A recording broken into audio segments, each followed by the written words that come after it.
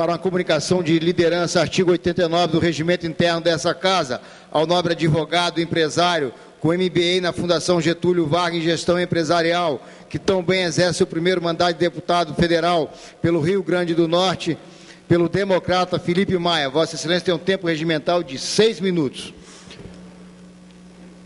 Senhor presidente, minhas senhoras e meus senhores deputados, amigos que nos assistem por todos os veículos de comunicação da Câmara dos Deputados. Eu hoje, senhor presidente, ocupo a tribuna desta Casa para externar uma preocupação minha que ainda ficou maior após ter acesso a alguns dados. Senhor presidente, nós vivemos num país em que o governo federal a cada dia aumenta o seu programa assistencial. Hoje nós devemos ter algo em torno de 12 milhões de Bolsas Famílias concedidas em diversas partes do nosso país. Programa assistencial esse que eu já falei nessa tribuna e quero aqui novamente dizer que eu sou completamente favorável. Eu acho que o governo federal deve sim atender as famílias carentes, as famílias desabrigadas, necessitadas do nosso país. A única crítica que eu faço aos programas assistenciais deste governo é ser eles um programa com porta de entrada, porém sem porta de saída. O povo entra, mas não tem uma porta para subsistir, para gerar sua própria riqueza, para ter o seu próprio trabalho. E eu trago, senhor presidente, dados aqui alarmantes e preocupantes.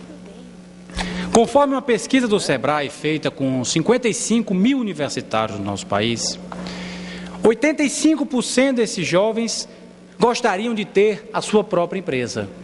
Gostariam de montar o seu próprio negócio e gerar emprego e renda em nosso país.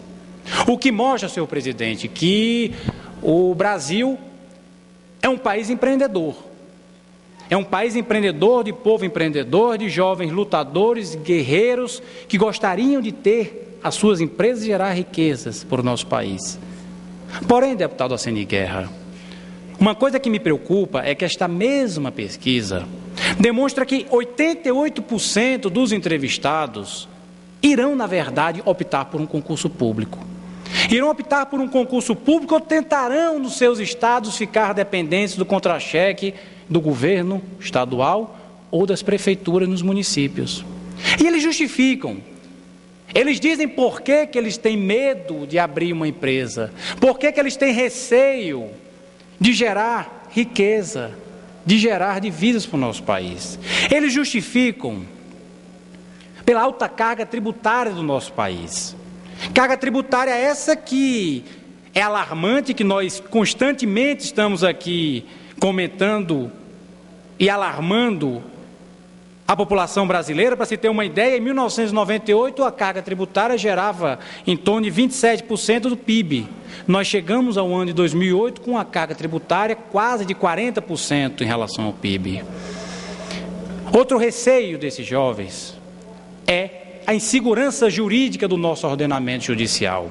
Seja ela através da lei de execução fiscal, seja ela através da legislação trabalhista, que não dá uma segurança jurídica ao empreendedor, ao empresário, que faz com que aquele que gostaria de gerar emprego, gostaria de gerar divisas para o nosso país, optem por outro caminho, fiquem refém de um contra-cheque, fiquem refém do governo federal.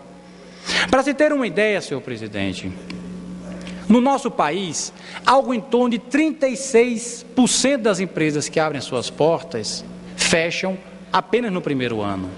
Do primeiro ao quinto ano, 50% das empresas que abrem as portas são fechadas. Empresas que persistem por mais de 30 anos são apenas 5% em nosso país. E isso eu poderia aqui trazer milhares de dados para exemplificar o que eu estou tentando alarmar as autoridades competentes. Eu trago apenas um dado para que nós possamos refletir sobre a burocracia que emperra as atividades em nosso país. Senhor presidente, no Brasil, em nosso país, um empresário gasta 2.600 horas apenas para prestar contas de suas atividades ao fisco. Para se ter uma ideia, em outros países ricos, no México, são gastos 522 horas. Na Espanha, 620 horas. Nos Estados Unidos, 325 horas. Na Dinamarca, 135. E, para não me alongar, no Reino Unido, 105 horas para prestar contas das atividades fiscais. Em nosso país, eu volto a repetir, são 2.600 horas gastas, deputado Alcine Guerra, para que o nosso empresário apenas preste contas ao fisco de suas atividades. Portanto, senhor presidente, eu venho aqui alarmar esta casa que é responsável por aprovar e elaborar as leis que conduzem o nosso país, para que nós não cheguemos num estado em que as empresas morrem, o espírito empreendedor agoniza, porém o Estado cada vez mais engorda os seus cofres com recordes de arrecadação. Por isso, senhor presidente, eu deixo aqui o meu alerta, deixo o meu pedido para as autoridades competentes e deixo o meu pedido para os parlamentares, seja na Câmara dos Deputados, seja no Senado, para que reflitam sobre esta situação alarmante e preocupante do nosso país.